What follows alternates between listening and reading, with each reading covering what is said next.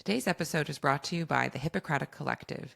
Check out our shows and join the conversation at thehippocratic-collective.com.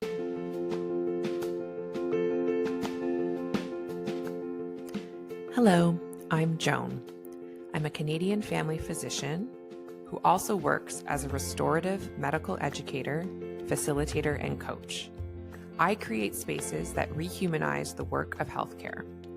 I'm creating this podcast to remind myself, as well as anyone else working in a helping profession, that when you are working and caring for your human patients, you are the other human in the room.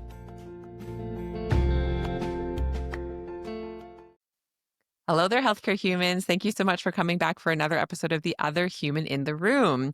I am very excited and intrigued to get to know this particular healthcare human. We've really only exchanged a couple of emails, but a few of the words you used to introduce yourself, Katherine, I was like, I got to get to know this gal a little bit more.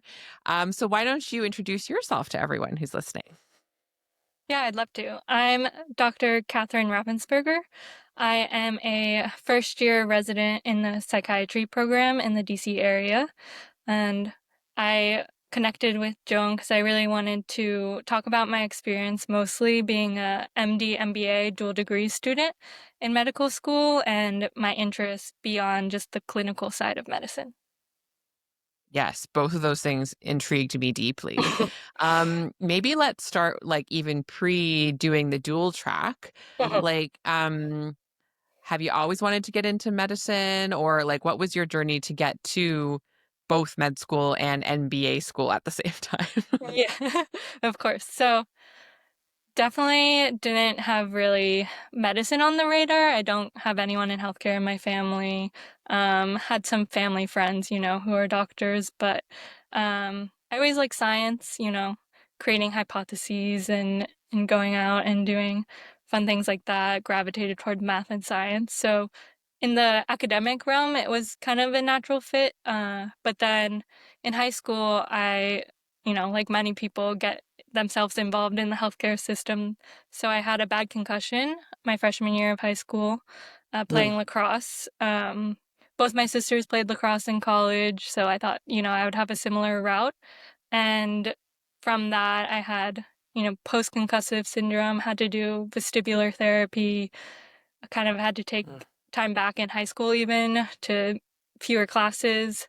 Um, so I had a really great neurologist who, you know, guided me through what it meant to, not have a cure, to how to get better, and was really patient and understanding.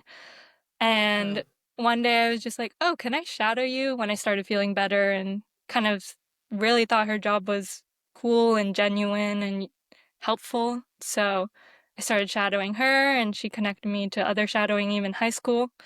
And from there, I both found the love for medicine, but also neuroscience.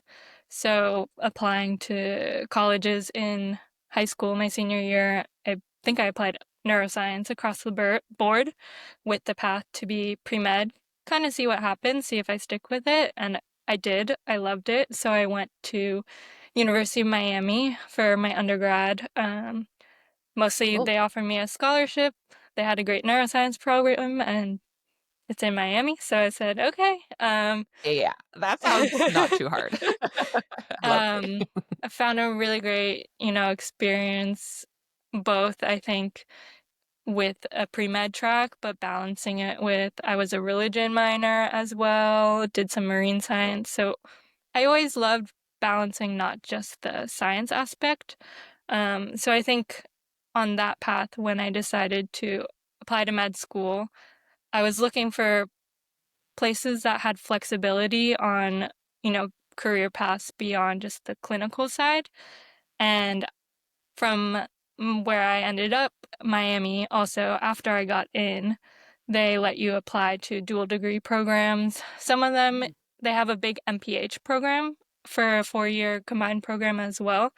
And the combined 4-year program was relatively new. I would have been the second class. So I ended up applying after getting into the medical school first. Mm. Just happened to be that they had this new program. It sounded really interesting. I connected my mentor, who was the neurologist when I was in high school. I talked to her a lot because she had really good advice as like, should I do this now? Or, Mm. I heard of executive MBA programs. That was kind of the traditional path.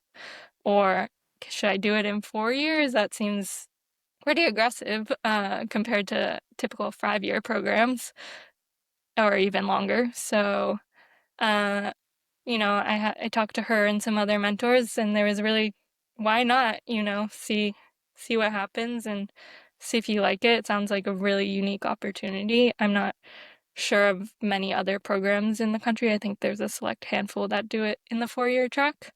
So that's kind of how I ended up there. Wow. Yeah, I'm curious because I mean, my medical school actually was 3 years, but there's only two medical schools in Canada that are 3 years. I don't know if it's more in the States, but isn't most of the time med schools 4 years still? Or Yes, it's four yeah. years. I think we had a 3-year track if you applied to certain specialties and stayed at the same Mm, program. okay. So I think some schools do it that way, but it's 4 years still. Yeah. It, so then it's like the thing that already is supposed to take your 4 years, you're doing that plus another thing that usually takes more than 0 hours. So did you get like the Hermione time turner on the first day, or like how did that actually work? I don't understand. Yeah, it's hard to explain. I remember doing residency interviews and trying to explain it because Sure. with the new track of previously they called like the legacy program where you would do the first years of clinical, preclinical, then clinical, take a year off, and then before fourth Mhm. year, that was the traditional track. And then with this new one, the way my program worked for the medical side in general kind of expedited things. So preclinicals were shortened, and then Okay. clinical year started a lot earlier. So basically, you're done with all your boards and all your clinical activities by January of your third year. So I think that being condensed added a lot of benefit to adding these more dual degrees. So, for example, the Yeah. summer after first year, I think everyone gets, if you got that in Canada too, um, in between first and second year, most people do research or, do other things. We were doing full time MBA classes during that time. And Mhm. then taking some night classes during first year as well. During core clerkships, it's all medicine, which is nice so that you don't have to balance those crazy schedules. Um, Yeah. and then when you get to the elective years, we then had a year and a half of electives for medicine and had a lot more time to be like that full time MBA. Sometimes taking night classes during electives, which is Uh, That's a lot. a story of its own. But, I think at the end of the day, I found it worth doing. I'm glad.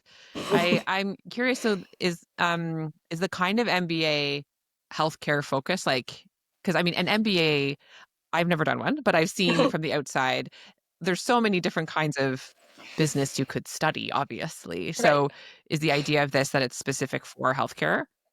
Yes. So we take core classes like the accounting, the finance, marketing that are generalized, but majority of the electives were in the healthcare management and policy part of the school, which is a pretty big part at Miami's business school, which I found really interesting because we would be partnered with different master's programs and like combined with our classes, who are a lot of people going into that field, healthcare management, for their master's degree.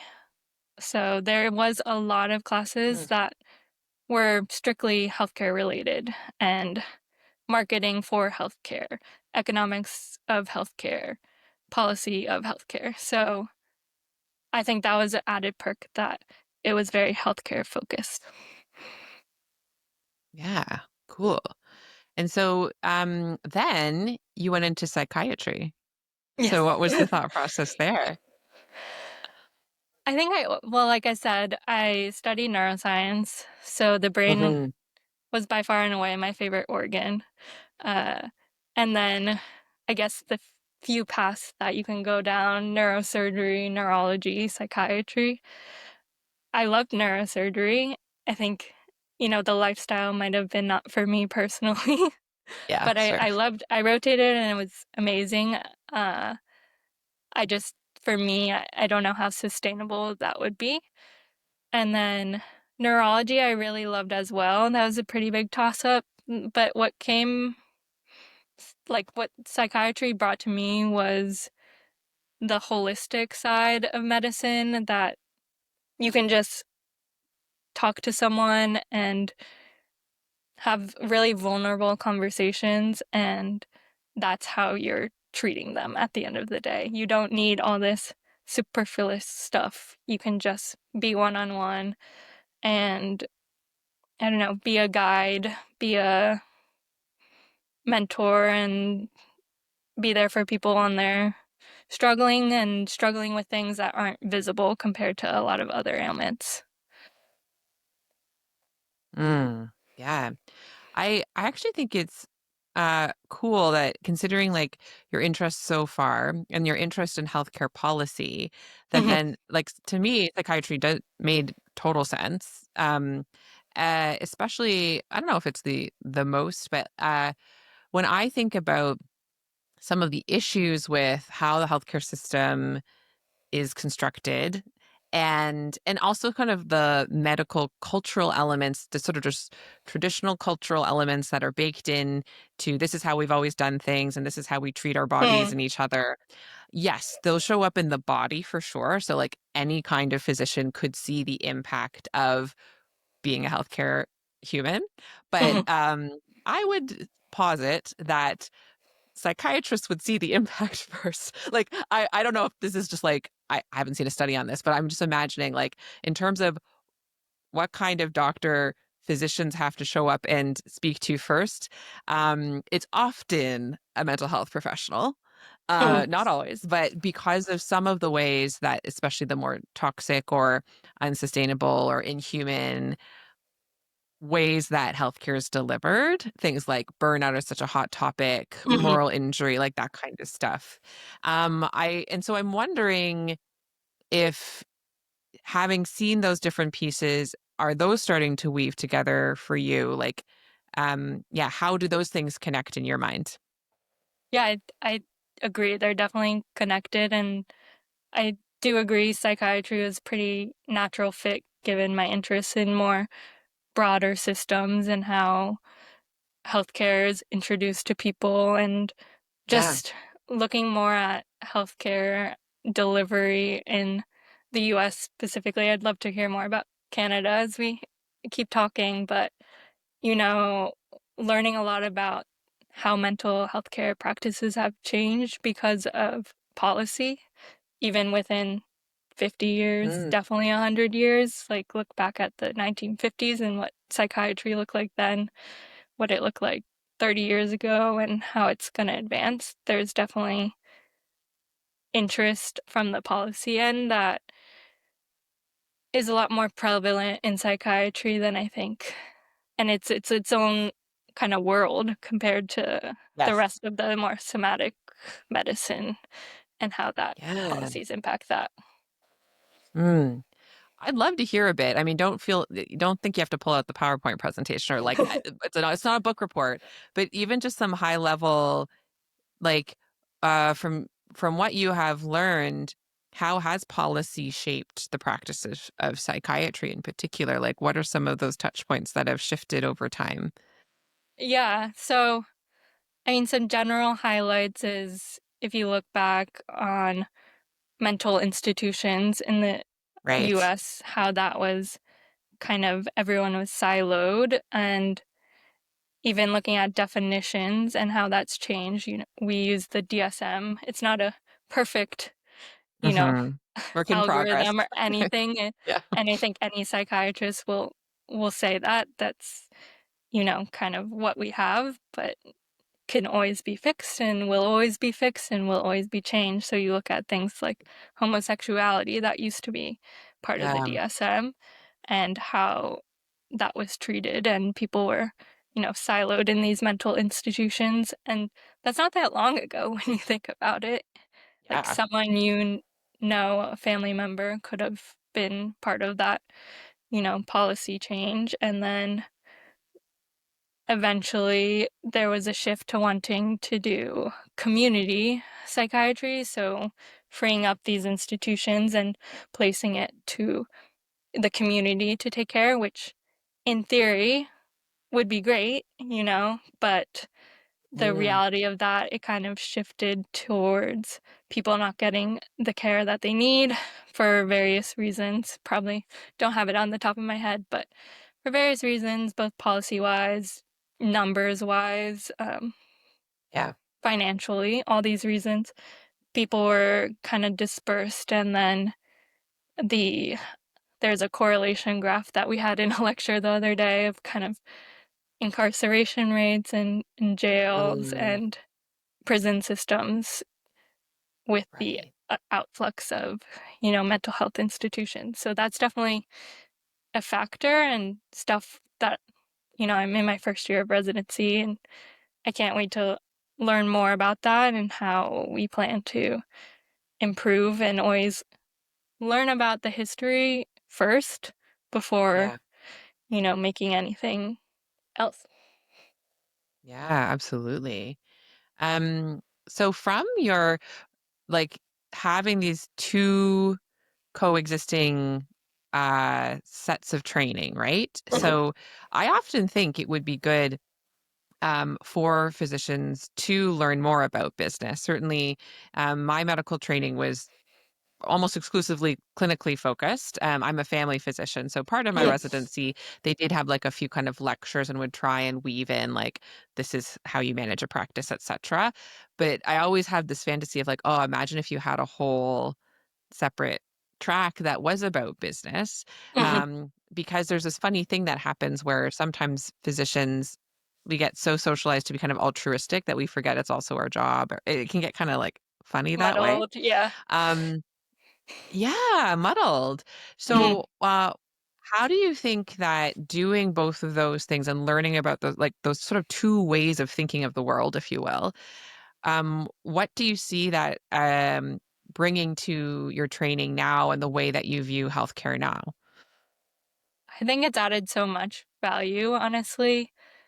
I will say, going back to doing it in 4 years, it was so interesting comparing the beginning when I was just doing preclinical work and learning about these concepts to doing my whole core clerkship year and seeing things in reality versus the Yeah, theoretical, and then coming back and relearning about the theoretical side and interweaving right. them both, which you don't really get that in any other MD, MBA program or executive.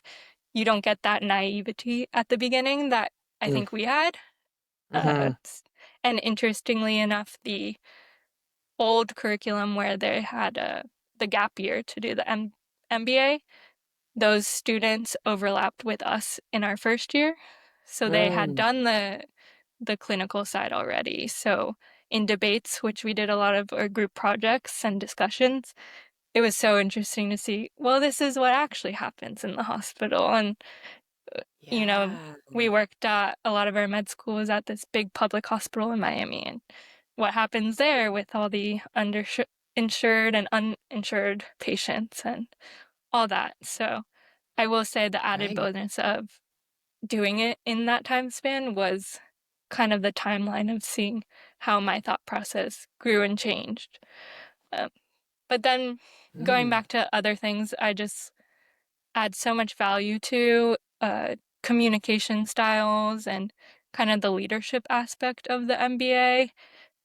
I Right. think a lot of people don't get in medical school and understanding that you will be the team leader, which is why a lot of people love going into medicine versus and being a physician versus other aspects of healthcare is because they wanted to be that team leader, but actually putting that in context and learning different leadership styles and Yeah. communication tasks is another thing that Yeah. I bring to my day to day as a resident, even with medical students and with whatnot. So that's another thing. And then I would say just overall being the liaison and understanding uh, business jargon and medical jargon, looking at numbers, which physicians don't really do, Yep. understanding understanding insurance to an extent.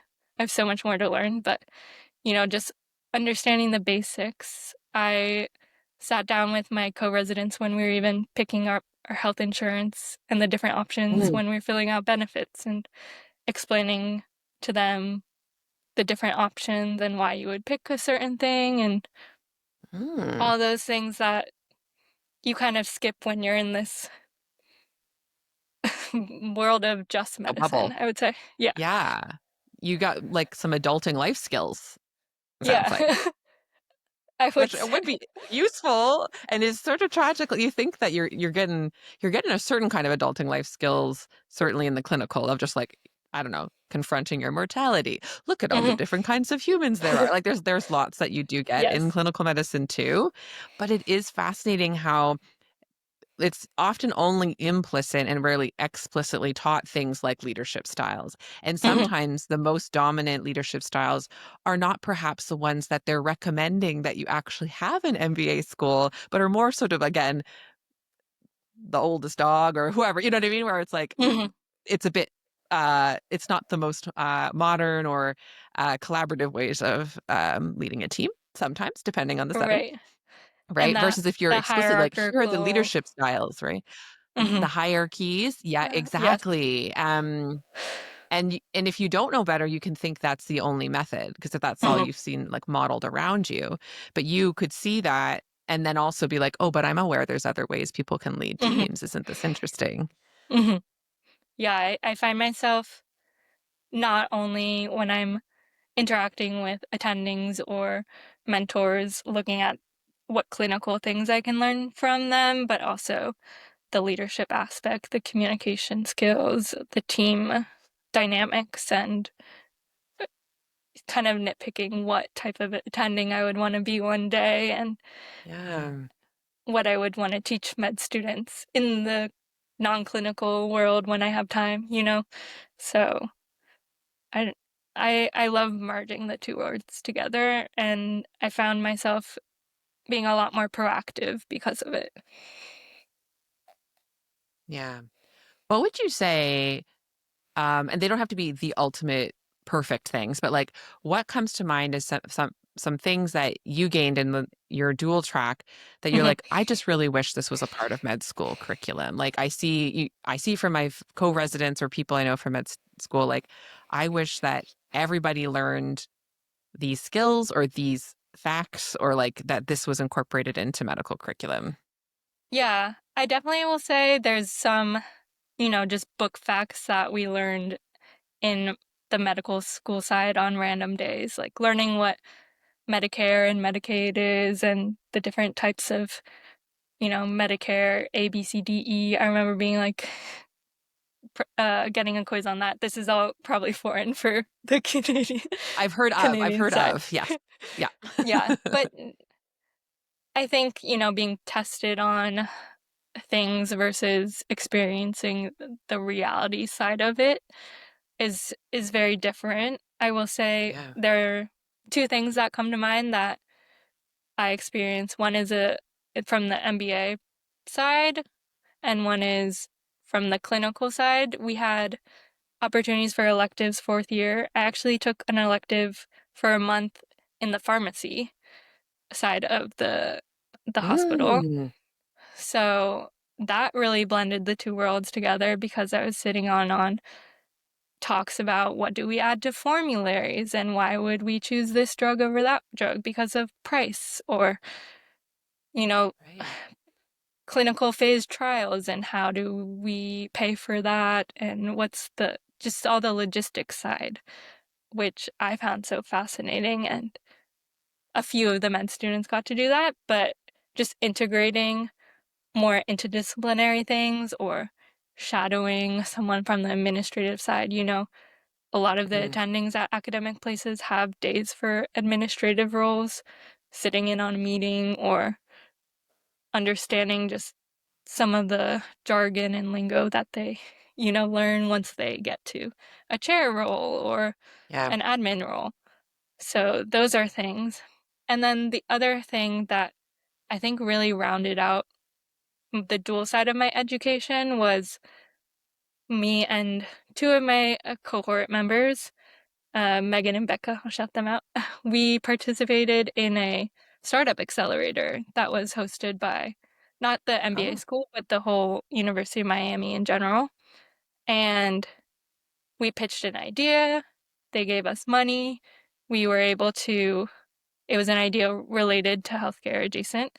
So we were able to use all our MBA skills and apply it to how we might better clinical practices one day and learned all the entrepreneurship lingo, put a slide deck together, got business mentors on a weekly, daily basis, all those things, really putting it in a tangible form versus like that theoretical thing that we do in classes or even doing case studies doesn't have as much weight as if you're doing it yourself.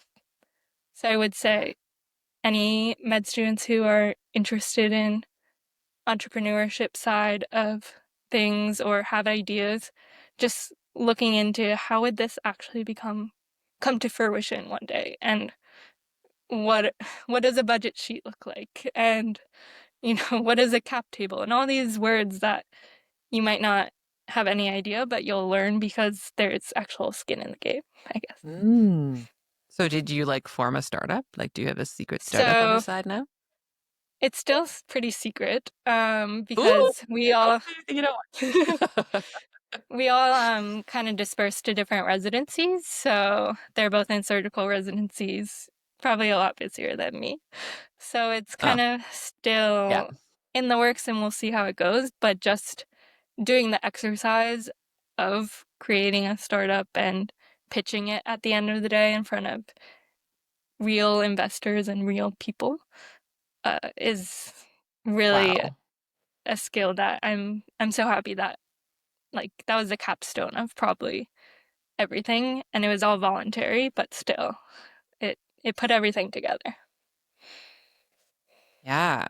And it is like, certainly, you found me through the Hippocratic Collective. And so folks in our space, like physicians who I don't know if we all think of ourselves as entrepreneurs, but in some ways we are. We're like I'd say creative so, entrepreneurs, definitely. right? Yeah. Like we all have the day job, and then we also decided to do at least one sort of side project, and in part as a different income stream, but beyond that as well, to like whatever impact we wanted to make. Like for me, the podcast and my coaching is like, yes, I want it to fund at least itself plus if possible, but also like it's a way that I'm contributing to shifting healthcare culture. Like that's like my vision and purpose of it. Right. Um, and thinking, I think that is such a, not every single healthcare human or physician has to have some side project per se, but there is something really cool about at least knowing it, especially if there's folks that feel quite trapped in whatever clinical box they've kind of been put into, that there's actually so many things you can do within healthcare. And there's so many skills you can use your skills in so many different ways, and you'll never be in those boxes, Catherine, because like from the jump you're in the multiple tracks. Exactly. I think that's also just in general why I love the dual degree track, because I really never see myself veering away from clinical medicine, but Yeah. having all these interests outside of it takes me back when I'm in the clinical practice. It kind of grounds me a lot more. Even now, I was just on a month of internal medicine wards, so not my Woo. specialty, and Yeah. finally came back to psychiatry this week, and I'm just like so grounded and happy to be making that type of impact. Yeah. And that furthermore makes me more excited to dive into the policy lens and dive into entrepreneurship and all these things to make greater impact than just the one-on-one. But how special would it be to have both? Yes. And what if you can? What if there's a way to weave them? I think it's possible for sure. Um, so I'm curious then, like in terms of policy stuff. First I'd be curious, like you said, so at first you went in and you were like bright-eyed, naive, and ideas of the world. What would you say is something that you were quote unquote naive about, or had this sort of very maybe more a black and white, or very like, oh, this is clearly the way it's supposed to go, or something that then shifted over time? And like how did that opinion or perspective on something in the policy world, like how has that shifted from, first year to now? Yeah, I would say one thing is compared to other professions is, I don't have anyone in medicine close to me or in my family. So I learned that the societies and the groups that physicians belong a part of and feel most identified to are very fragmented in like their own, Mm. like we have the psychiatry society, you probably have the family med, and then Yes. there's each surgical subspecialty, and that's the one you identify to more so than a collective, just physicians in general. You identify probably more as a surgeon at that specific, like if you're a neurosurgeon, you probably identify as a neurosurgeon versus a collective physician. And then your goals and outcomes from certain policies are probably pretty different than a PCP or a pediatrician because everyone gets paid differently and everyone's practice is so different, especially the procedural versus, a outpatient clinic or something like that. And even from the Yeah. mental health lens, we get paid completely different for psychotherapy than a colonoscopy, right? So in that aspect, I didn't anticipate it was so hard to, have leverage as doctors because I grew up thinking that, it's probably more unified, and we are unified for sure, but from movement and communication, it is pretty fragmented compared to like we learned in nursing's very solidified. They have the Yes. same types of schedules, even though if you're a surgical nurse, if you're um, a nurse in private practice, like you probably have similar schedules and benefits, and it's more unionized and Hmm. cohesive throughout the country or even probably the world, honestly. But Yeah. I think that was one, flashbulb when we were talking about in policy classes how it's really hard to get movement when everything is so fragmented from the specialty side. And things are getting even more subspecialized, so. Yeah. Oh, I relate to that strongly. So that like a peek behind the curtain in Canada. And I Yeah. guess I'm in Ontario, which is one of the larger provinces. I Mhm. think it's the largest one. Um, and we're publicly funded. It's like one giant Medicare, or I'm not sure which Yeah. I don't know the difference, Universal but health. it's Yeah. taxes. Taxes pay us through a single insurance thing that's run by the government. I think I have that correctly. And Yeah. so then we have and we're not allowed to be a union, but we do have a medical association that like lobbies on Right. our behalf. Mhm. And it's always so fascinating. So it's like you see all these little docs, in the group chats or at a conference or on the Facebook pages, and it's like, um, uh, everyone wants to be paid more, which fair enough. And then, especially if there's just there's the pie that the government's giving us, you see how it can happen where people then a little bit turn on each other. And it's like, oh, the ophthalmologist, the cataract surgery's changed. And so they're making bank. Meanwhile, we're over here and we need to there's a lot of, I think relativity is the word, like trying to Mhm. make it seem fair between all the different specialties of who gets paid who. And something that's interesting is because it is like one giant lobby, they have to kind of sort out within themselves what they're going to actually lobby to the government. Mm, But within, there's different factions who are like, yeah, hey, so well, it's don't lobby similar for to that because here. that's going to hurt me. Is it? Yeah. Because Because you're there's right. Like, still we're the not all big on the same page. Mhm. Yeah, there's still definitely the big, like, AMA and big Right. collection that people belong to, but I agree, people can have different interests, and as they should, because 'cause they're doing completely if I do a one-hour psychotherapy session, that cannot be compared to, How does one you know. compare? So, Yes. I'd say Yeah, I in don't envy the hindsight job of putting a dollar value, right? It's tricky yeah. to think of how you would. So, in hindsight, at the beginning, I thought it was so simple, but something like that, it's really hard. It's really hard to, Yeah. yeah, put a value to a physician's job and what they're doing. But I think it's Yeah. definitely less than it should be overall. Yeah, it would be nice. I'm actually curious. I wonder if that's something you would learn in the school, which is like, what are the different rationales of how they decide how much things actually pay out? I don't know the answer to that. Like how Yeah. someone somewhere decides psychotherapy 1 hour equals this. Like, Mhm. what's their justification for it having this number versus an appendectomy having a different number? Yeah, I haven't actually looked into that in too much detail. We have RVUs here, which is like relative value units. Hmm. I probably at some point knew more about how they were decided, but it's pretty much like that. The more procedural things are on the higher spectrum of relative Hmm. units. The interesting thing is that the payments for each relative unit is has been going down, like trending downwards in the Oh, US.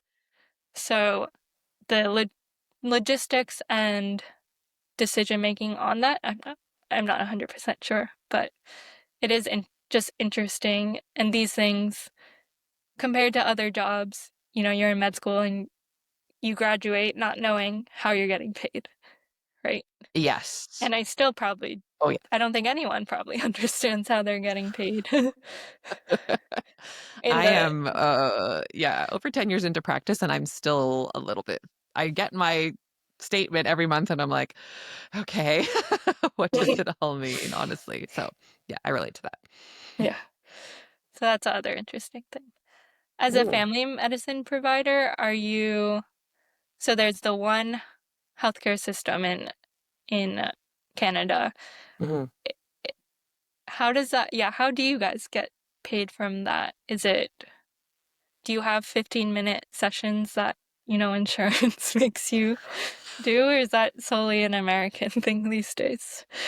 Thankfully, like, and maybe other people would have a different perspective on it, but like, certainly, even in family medicine, there Mhm. is a diversity of how you can get paid depending on what model you and it's you sign up for, but it's not like a menu. Like there's certain models that pay better overall, and Mhm. then there's only so many spots in those, and so they're always hoping that the government will like open up more spots. So like the classic is fee for service. So there's like, Mhm. and they're the hustlers because it's like Right. The in more you Ontario. see, the more you get out. The Yeah. more you see, and like honestly, so like in Ontario, if you're doing like a standard visit, it's $37. So then like you can decide how many units you want to try and cram of that into Okay. an Yeah. hour to make a living, to pay your staff. Like Mhm. so, understandably, people are really hustling. So no one's making them do a certain unit. It's not time based. It's like Mhm. um Personal. what's in their base. Like in order to build a $37 instead of the $29, you have to have done certain things, like certain assessment, like you have to have done a physical Right. and assessed certain number of organ systems. Like it's like that Yeah. versus time. There's some Mhm. that are time based where it's like you counseled someone for 20 minutes versus 40 minutes, and those will be like two different Mhm. amounts of money. But then I'm in like a kind of capitation system, Okay. which do they have some of that in the States? I would Is imagine that somewhere. similar? is that what we call like concierge, where you have um like a number of people that are on your service and they can kind of come more frequently Yeah, or concierge whatnot? sounds really bougie, It sounds so, really I think fancy. we should upscale ours. We should start calling it concierge because it Like doesn't if feel you had cool. a if you had 100 patients and they could kind of that's your capitation, I guess, and then you fill them in. And you see them as often. Yeah, and I think it's a bit of a blend because I think Mhm. I don't know, I'm, like, picturing concierge as, like, the fanciest just because of the word, It maybe it's it is not, pretty but fancy probably.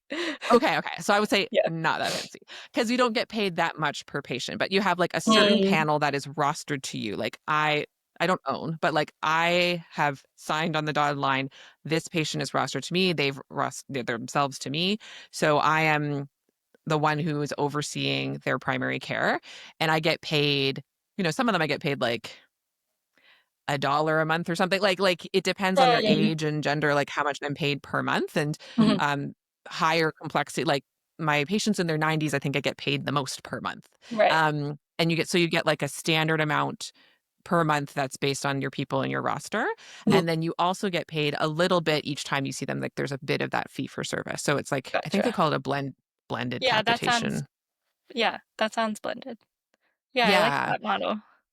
Yeah, I will say it's interesting actually right now in Ontario it's going through an evolution where I think it's official, they're gonna also introduce like an hourly rate. Hmm, So then the capitation amount's gonna go down a little bit. So I'm gonna get paid slightly less for simply having patients on my panel, but I will then get paid per hour that I'm doing clinical care and even some indirect care like paperwork and stuff. mhm, So it's a way that they're trying to account for all the stuff that isn't currently paid, like forms and looking at lab results. And people have all sorts of opinions, understandably, because it's like this thing of like, what do you incentivize? Did you mean to incentivize it the way that, like, some people are interpreting the way it's rolling out is actually I'll have to work more to make the same amount of money and see mm, more people, which like maybe is what they're incentivizing versus like, oh, if I got the same amount of money, I could pay physician extenders to see my practice could see more people. But the way it's set up, it only counts if I see them, which mm, my personal opinion is that is not the most sustainable long-term solution is to keep incentivizing only me to see my patients right. especially in primary care, it is useful to have money to pay others to help To me see my triage a bit, patient. yeah. Because there's kind of a large amount of work to do in primary care. And I it doesn't all know. have to be done actually by me, to be Yeah, honest. You know? no, that makes sense. Yeah, I was just curious how primary care is like in Canada, so that's really Yeah. interesting to I'm so hear. curious because I think in the States there must be so many different kinds of models. Like, because there is the publicly Mm, funded, and then there's all the different kinds of ways insurance does their thing, right? yeah, it's quite complicated, obviously. Yeah, don't try to Yeah, explain it all. That would be crazy. no. But But there is and then there's shifting from some primary care from, uh, fee for service versus value-based care, which I think is kinda similar to what you're saying. If people with more comorbidities, older mm, age, you would it's more of a the attempt of it is to be more on the preventative side, so yeah. would you get paid more for keeping these people out of the hospital, and also the more chronically ill people, you would get paid more because they obviously have higher chances of ending up in hospital or more Yeah. critical states. So that's like the value-based care, and then Mm. there's direct primary care offices, which I think is similar to the concierge type where people pay a fee to belong to that. I don't know, Mm, kind of like a gym membership or something like that, where you yeah, pay a monthly fee and then you can get certain services out of that. And then, yes, all the private versus public versus no yeah, insurance, you know. yeah. So, Complex. yes, Useful to have done an MBA to at least partially understand, actually, partially. And especially in the States, right, where there's so many different interacting right. systems. Yeah. And I'm just scratching. the surface, and Yeah, I bet. there's Wow. so much. And so now, like, you're in the DC area. Mhm. Yeah.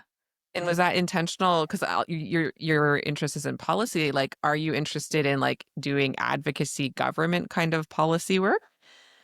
I always say I kind of match the energy of where I end up. Mm. So I grew up in this area. Um, Both my parents worked in government adjacenty type things. Like my dad did some in accounting for natural disasters, and my mom did lobbying for telecommunications. So I Oh, kind of grew up in not direct government, but adjacent things. And part of the reason I wanted to go to Miami originally was to experience something totally different. yeah.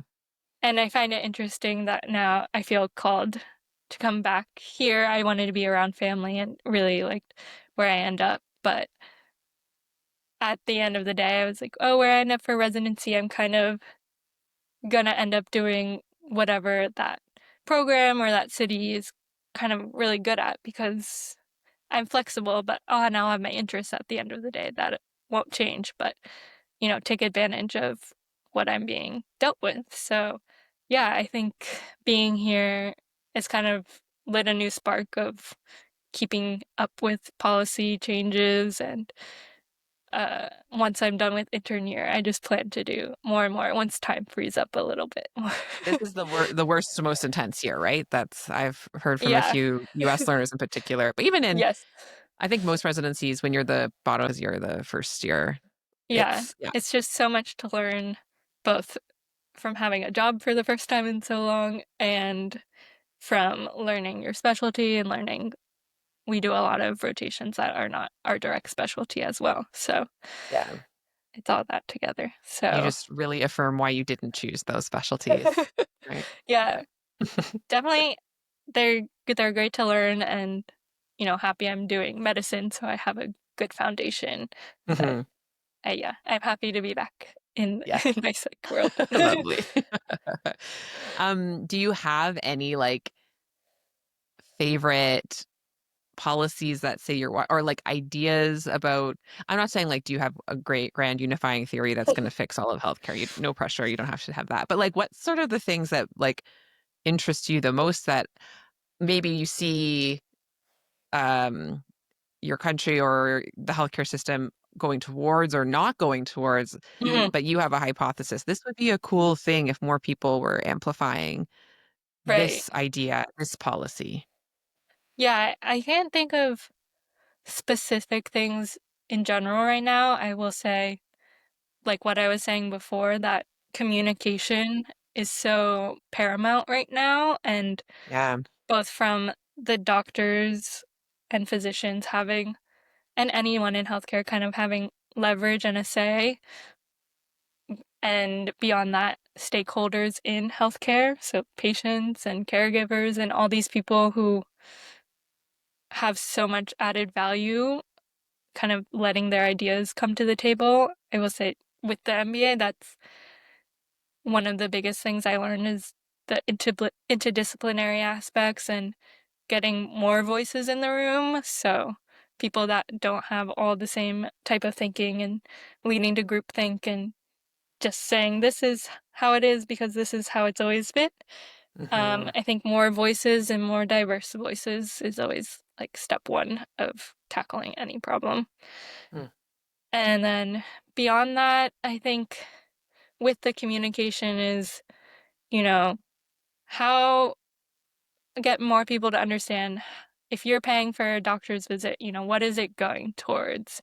If Mm. like a little bit more price transparency, I think is interesting. And some people talk about how it's definitely hard to price everything. If you go to the hospital, you're not gonna know your bill at the end of the day. But if you understand how much the doctor is actually getting paid, how much the nurse, like the trickle Yes. down effects of what your payment goes towards and how insurance is taking that, or how, all these different avenues that are getting extrapolated from that large lump sum payment can really help people understand the nuances Like they don't have to Yeah. understand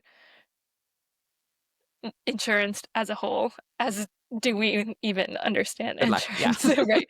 But knowing that a little bit more transparency on, costs and prices. I was thinking about it today, kind of similar to in the US a while ago. I feel like when I was a kid still, when they put calorie counts on fast Yes. food and certain restaurants, and looking at how much percent fat is in this and stuff like that. Just was it Yeah. a game changer of a policy, but and people, were for and were for not against, like for and not against it. But at the end of the day, that stuck and people had more knowledge of, how much does my Chipotle bowl actually have in calories and stuff like that to make more informed That's decisions. true. And I think something like that, being more price transparent, could be helpful. And at the end of the day, does that come from physicians? How do we become better communicators and more united in our voices and have more leverage? Mm. Yeah. It's interesting. The price transparency conversation comes up in a different way in like where I practice, Mhm. in part because patients don't pay directly, they pay through their taxes. And so then depending on, you don't, it's a real Mm, roundabout way. really But roundabout, yeah. especially because then if you can imagine, one of the issues that comes up is hoping that people use the system. I'm going to put in quotes appropriately because obviously people are going to have different opinions about what counts as appropriate or not. But like, say someone is showing up to the emergency room every day for a sore throat. And so I imagine that would happen way less in a place where they would have to pay, because emergency rooms being one of Mm, the most expensive parts of, I think, many healthcare systems, certainly ours. mhm, Just there's a lot more costs as soon as you like walk in the door and register a person. mhm. Um, and so I just, no matter any time someone's like talking about like how to fix the healthcare system and have their little hot takes, like the thing of like everyone gets handed a bill, even if it's, they don't have to pay, but they just see how much healthcare Right. they used. It's hard to do that without shame or guilt coming into it. So I'm not sure if that actually, but it's always interesting when people, it Yeah. is interesting though to think about how, say, in my system, like, and in portions of your system, like this is a collective resource that actually only has so much money in it. Mhm. How do we share it well with one another? And transparency being a way that we could consider like how we're sharing it Right. well. And I don't think it has to be, yeah, for every individual bill, but just a greater understanding of people knowing what portion of their health insurance covers what, and just having more opportunity for health literacy because it is Yeah, so complicated. So I think so just the complicated. communication could help. The point you bring up, Mm. uh, I feel like we talked a lot about in health economic classes, how I think that's called like moral hazard, how if you know if you're going to be covered and not have to pay for these, you can exploit them. Not exploit. Some people have no other options. There's obviously reasons why people can go to the ED Mhm. for sore throats and whatnot, but it's not, since you say it's such a loophole, your taxes are paying for it. You don't kind Yes. of see that direct effect, and that's can be overutilizing scarce resources at the end of the day. Yeah. Ooh, I had not heard that term, moral hazard. That's interesting. But yeah, that is there. Just to say, like, I have not yet discovered a perfect system. It's interesting to see how different systems run and the, benefits and risks, the side effects and positive impact, like a drug, right? So each Yeah, will have their own there's never going to goodness and be badness. there's never going to be a perfect system. No, yeah, for No, sure. Well, as I can't believe it, almost an entire hour has gone I by. know. I've been really enjoying this conversation. I'm curious, stepping away from all of your work tracks that you've done, Mhm. going through intense medical and MBA training, and now in your intense year of internship, high risk of burnout, a high risk of, high stress environments. So what works for you? What have you learned really work as like helpful practices to keep yourself connected to your resilience, including feel free to, if there's been times that hasn't happened, that's normal, that's human. But like, what works for you to get you through um, a period of the past 5 years of your life have not probably been the most relaxing, but maybe they have. How has that gone and you managing the stress of that? Yeah, I will say a strength of mine has always been kind of balancing um, school, work, with life and prioritizing seeing friends and Mm. seeing my family and traveling and being outside. So I always have made the balance of this was a personal choice for me, but like if I'm doing well enough on studying for a test, I don't need to get the 100%. Uh, Mm. I need to do well enough, but if I spend an extra hour studying versus an hour on a walk outside, I'm going to choose the walk outside. So that kind of always has been my philosophy, and I think has helped a lot. Yeah. Now I will find coming back home, I'm actually living with my parents and family, has been such a blessing to kind of have that guaranteed time not being isolated, because I feel like, again, I don't know many people in medicine besides good friends that I've made in residency and med school and some pre-med, but I think people can get very easily isolated, and I imagine if I were living on my own in a new city, I can definitely feel for people who feel that way. I always try to find grounding in nature. Um, I actually also got a yoga teacher training Oh, when I was in after my first year. Being in Miami, I just found a good studio and found a good community and found that such a balance. So I try to keep up with that. Found a yoga studio nearby, even if it's not for a workout, just relaxing and stretching and meditating. So I definitely identify with meditation and relaxation techniques. Then lovely. I will say on the clinical side, I do try to also, you know, talk to patients for a really long time.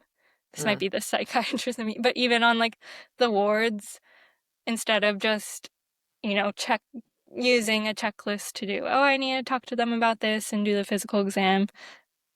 I try to, have normal conversations, especially people in the hospital, because it normalizes their experience, but also honestly mine. So, yeah, I feel like that might be the psychiatrist in me, but I find it grounding to not just do everything for a checklist, but get to know the people I'm working with, get to know my patients a little bit more.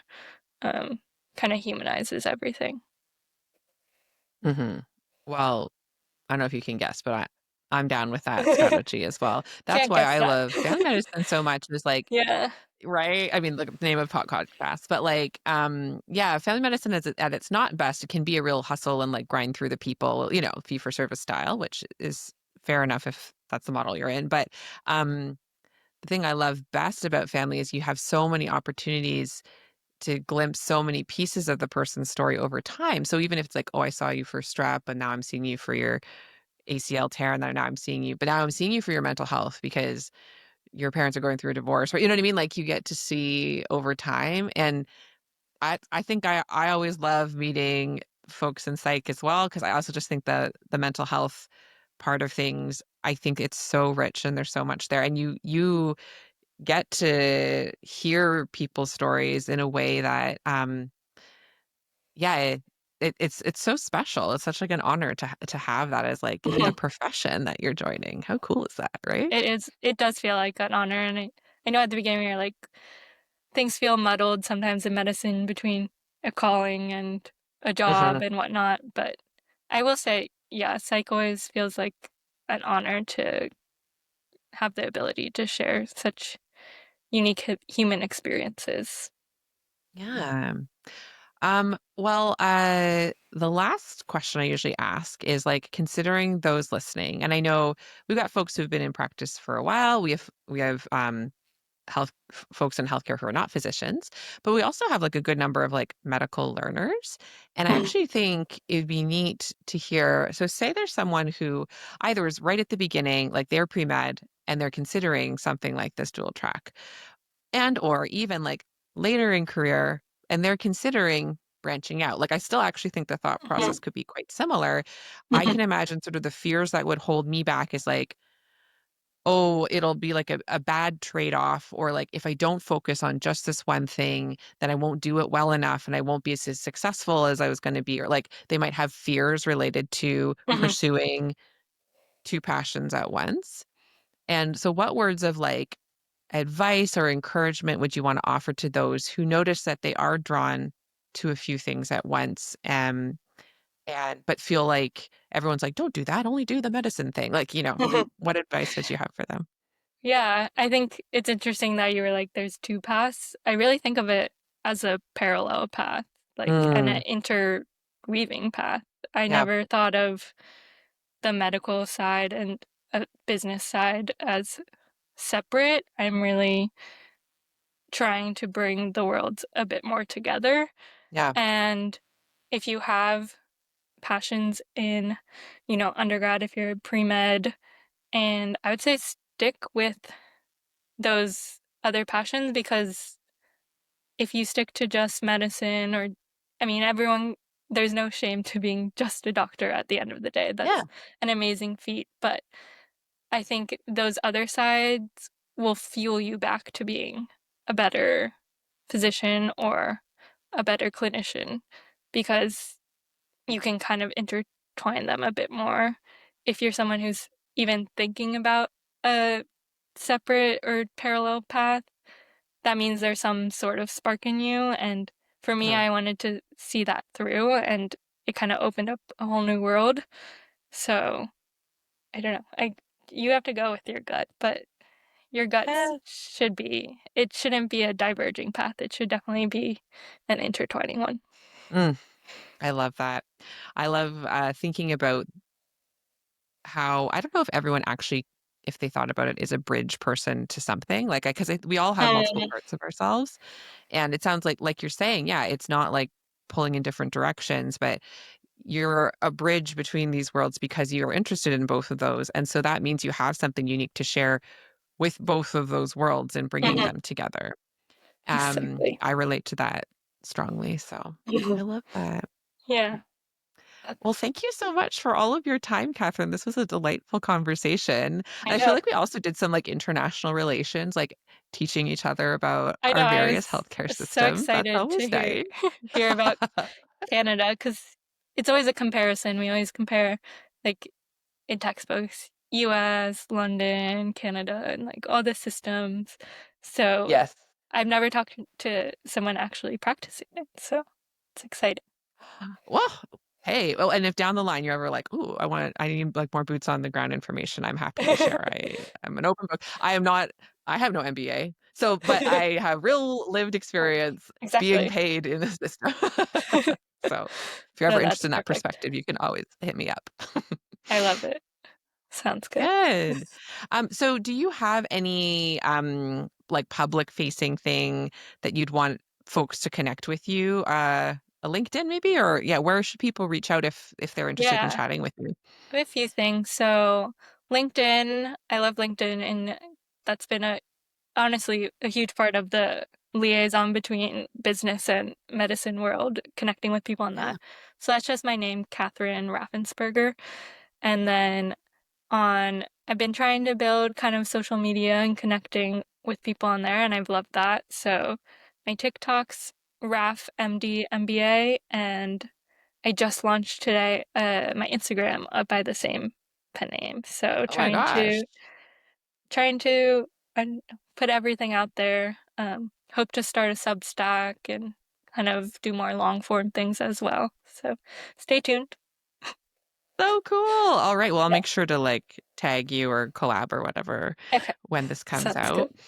out. All right. And so those that are listening, I hope you took as much from this conversation as I did, thinking about the business side of this job we do, because it is a paid job that has business behind it, and also the magic of connecting with humans and like how all of that gets to coexist. And I think I love to like leave the audience with a question. So like I think the question I'd ask is, what is that spark in you that you feel like would take you off the path? And is there a way that actually there's a bridge and a way to weave it in? Because all your sparks deserve a little oxygen just to see what happens, you know? Yeah. All right. Well, thank you, Catherine. Thank you so much. All right. We'll talk to you all next week. Bye.